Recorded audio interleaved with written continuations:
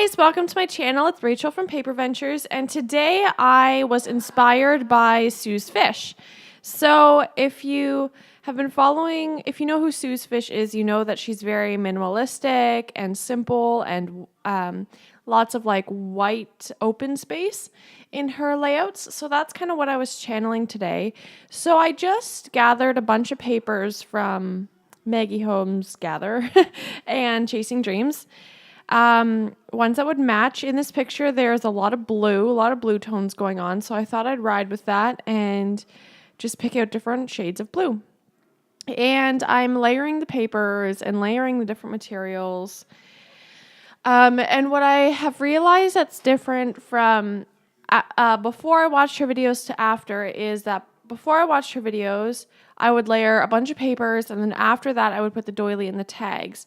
But it's actually better, well, if it depends on what your style is, but the look of layering like a paper and then a tag and then a doily and then two more papers, then a tag and then another paper, rather than all the papers and then the other stuff. So that's kind of what I've learned.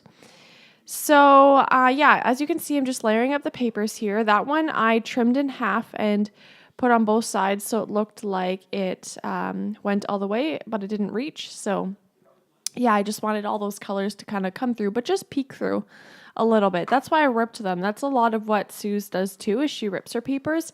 She even rips her photo. So that's very interesting. I don't know if I'll ever have the courage to do that. I probably would if it were like a small photo, but like to rip a photo, that's pretty courageous. Because what if you like rip too far or something?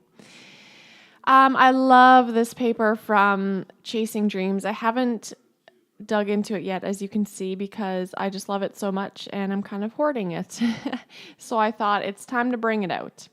Now, I think it's sometimes fun to kind of stick with one color theme, even if they're different shades of that color. So that's, like I said earlier, is what I'm doing with the blue.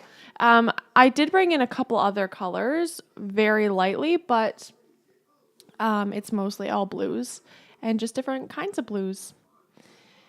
I've got tags going different ways. I think that white swan paper I did use in a different part, but I used it again and you can't even see the swan. So it just looks like white paper.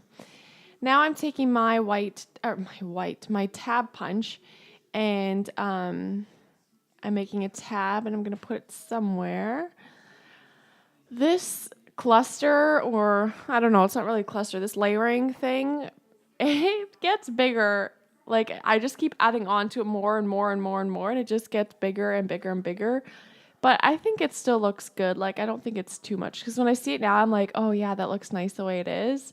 I hope I didn't add too much to it. So, I mean, you can make your own judgment of that in the end, if I should have left it simple or if what I added was okay. That little number 3 is from the Crepe Paper Cute Girl collection. There were a few items that I could use from that. There's that book ephemera that I've always wanted to use, but I've never found the layout for. And this picture is just a picture of some new books I bought. And it's just like a, 2x3, I think, which I don't normally do, but I just learned how to do that, which is kind of sad because I've been scrapbooking for a while and I'm finally learning how to print different size photos. Sheesh.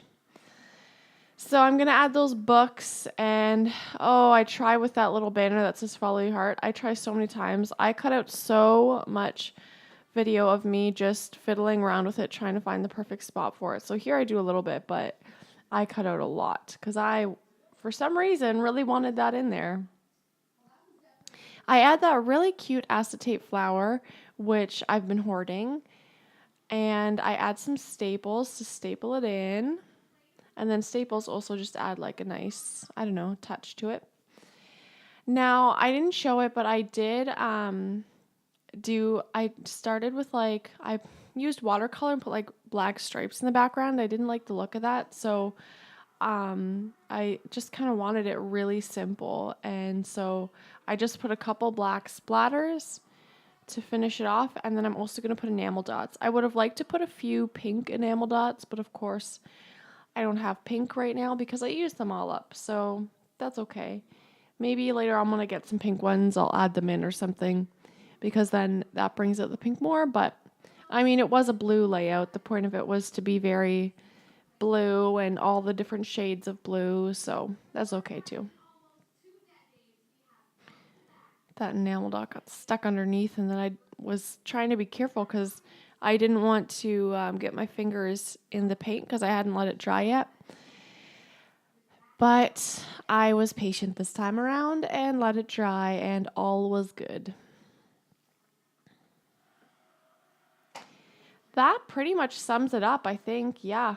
So that's all it is. I put that paper clip there too to kind of tie in the black together, and I hope you enjoyed it.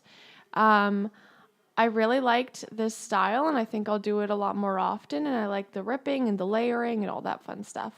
Thank you so much for watching. I hope you enjoyed it and are feeling inspired. Have a good day. Bye.